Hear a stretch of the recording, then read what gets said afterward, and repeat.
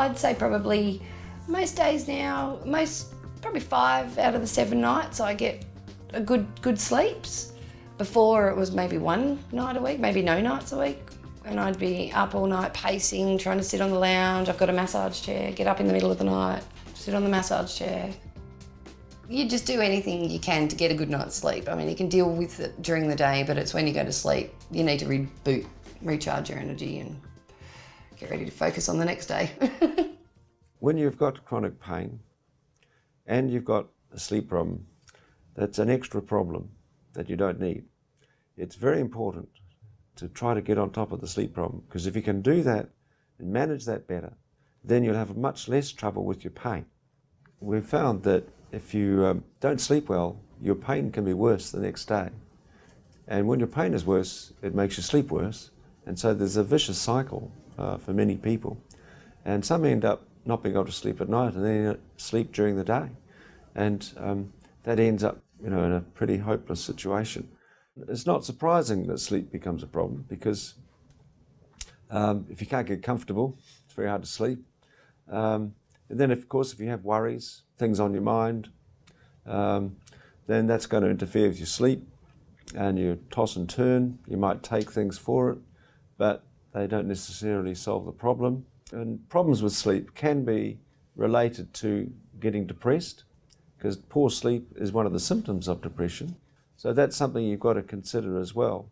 So it becomes a bit of a battlefield. And every night when you go to bed, you think, am I going to sleep or not? And if you start developing the expectation there's going to be a problem, it just about guarantees you will have a problem.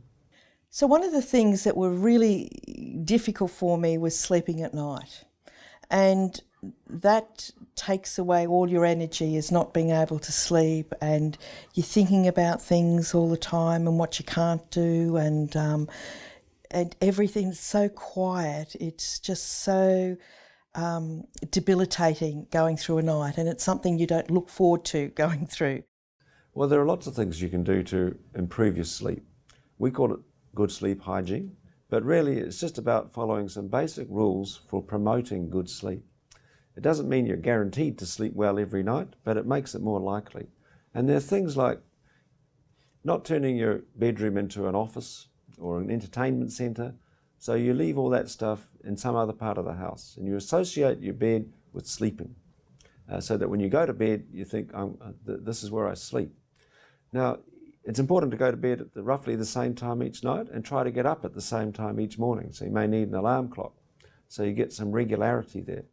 Don't eat big meals before you go to bed. Don't drink a lot of alcohol in the evening. Keep away from coffee in the evening, because they can both act as stimulants and keep you awake. If you've got a lot of worries on your mind, which is pretty understandable with pain, then it's important to work out a strategy for dealing with those before you go to bed. You can also look at exercise. One of the problems with pain that's ongoing is that people often stop doing a lot of things. They're not very active. And we know that regular daily exercise is important to promote sleep. Not exercising late at night, of course, but getting some exercise during the day tires you out a bit and gives you a reason to sleep. So it's important to think about your general exercise levels. Also, think about your bedroom itself. Is it too hot, or is it too cold? If you've got a bit of air flowing, because you need a bit of air in the room to help you sleep. If it's noisy, or the person you're sleeping with is noisy, they snore, well then you've got to think of what arrangements you can make. You may need to buy some earplugs. But there are some relatively simple things you can do like those. And if you do those, then your sleep is likely to be generally much better. One of the things I learnt was distractions, ways of distracting yourself, for good, to take away from the feeling of pain. And one of the things I use, or two of the things that have been really helpful for me, have been Poppy, have been my dog. She does a lot of things. She helps me at night when I can't sleep, because when I'm awake, she's awake. And also the whole relaxation and the relaxation and the breathing, she slows me down. And so having that and getting outside myself has been a huge change for me. The other thing that I did, because my sleeping was terrible, was listen to audiobooks. I started to buy audiobooks, and so I'd listen to all these different type of stories so that I'm still resting, I'm still in the dark, and my body's resting, but it rests my mind in a way that it takes it off the pain of thinking about the pain, thinking about not sleeping. Because the worst thing you do during the night when you can't sleep is think about not sleeping and how bad it is. I find myself often now, having to go back to find out where I'm up to, because now that I'm getting used to it and my mind, I suppose, or body are getting used to it, that I'm just completely concentrating on the story and I fall asleep. So sometimes I wake up and the book's finished and I have to go back and then find out where I'm up to. When I get into bed of a night, I invariably start off lying on my back, which means my feet are sticking up. And because my right ankle was fused, it sticks up literally like a sore thumb, but it's a sore big toe. And that's got the sheet and blanket pressing down on it. So it hurts. It hurts just to lie on my back with that. And that's where I don't take any painkillers or anything like that. And that's when I play my iPhone. I've got a whole lot of musicals recorded on my iPhone. It's a complete distraction. If I'm distracted, I don't feel any discomfort or pain. If I'm not distracted, that's when I focus on the pain. So I suppose it all boils down to, if you have a distraction, even though the pain possibly is still there, you're not aware of it. You're not aware of it. So as far as your brain's concerned, it's not there. If you find yourself struggling with these techniques or trying to implement them and it's not working for you, it may be helpful to talk to your GP about it. They might be able to help you work out some ideas, but you might also need to see a clinical psychologist who can go into things in a bit more depth and identify where you might be going wrong and help you develop some better ways. For example, it may be the way you deal with worries. You may leave them until it's all on top of you, and then try to sort them out late at night.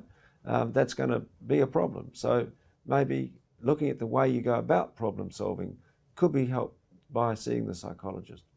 Equally, learning a strategy like relaxation or meditation, that takes a bit of practice and some guidance from a professional can help you with that. And learning what to do if you wake up in the middle of the night and you just can't get back to sleep. What do? Do you stay there or do you get up? Then talking it over with someone who's skilled in this could be helpful. So I'd certainly recommend, don't just accept bad sleep goes with having pain. That can be improved with appropriate help. Sometimes I'll go to bed and I might be in that little bit more bit of pain, or might have had a little bit too much happening during the day and I can't focus, on going to sleep. So I try and do a little bit of mindfulness to try and, just turn my brain off and just put any negative thoughts, just pop it on a leaf and send it down the river, and just try and take everything out of my brain so that I can relax. I've always been a person that can get back to sleep all right. It's just when I first go into bed and if I'm hyped with pain, it's a little bit hard to sort of try and relax, but then I just make sure I get myself nice and comfy and start doing the mindfulness and the deep breathing and just try and take all the thoughts out of my head for the day. It's as hard as it is to turn your brain off. You have to do it in order to relax, just to get that sanity back again. People often ask about taking complementary or alternative medicines for their sleep when they've got chronic pain, and that's very understandable. And some find them very helpful and others don't. I guess we could take the view that if it works for you, that's great. But I think as a general rule, it's very important if you're taking medication from your doctor that you tell your doctor you're taking these other things, because if they don't know, they're prescribing in ignorance. And it's possible there could be adverse interactions and side effects between your so-called natural treatments and the drugs your doctor's prescribing. So it's very important to let your doctor know about that. Giving up old habits is hard. We all find that. But if you stick at it, then you'll notice changes, improvements actually, pretty soon. But you do have to stick at it.